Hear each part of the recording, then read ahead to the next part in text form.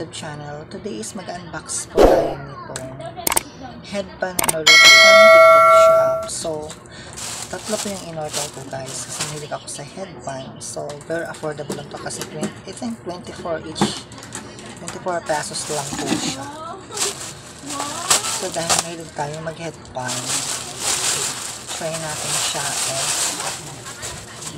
Maganda po siya. Ay, maganda.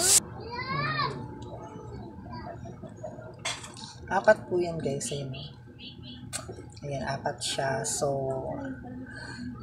kasi diba 24 each lang kasi siya. Sasabi ko kasi mag-order ako ng apat na peraso na iba-ibang kulay. Kasi hindi naman siya ganun kamahal.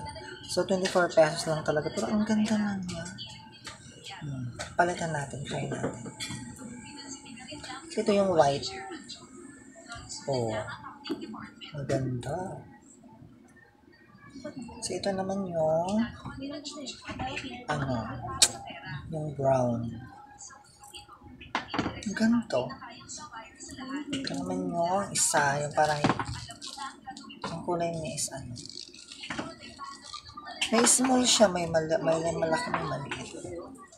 Ito yung medyo malaki-laki. Okay. Dalawa yung guys, yung medyo malaki yung size niya.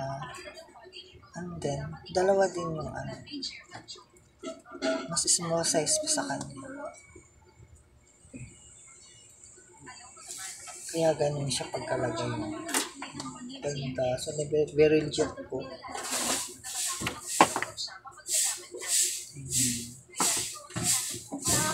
So, mabibili lang to guys sa TikTok shop. So, ayan, medyo luma na kasi yung headband natin. So, ito talaga yung gusto ko. Itong ganitong design. So, next time na lang yun. So, ito muna.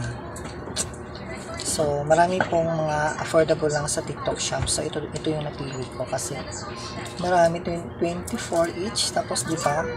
Ang ganda. Sinot ko na yung isa. Ayan.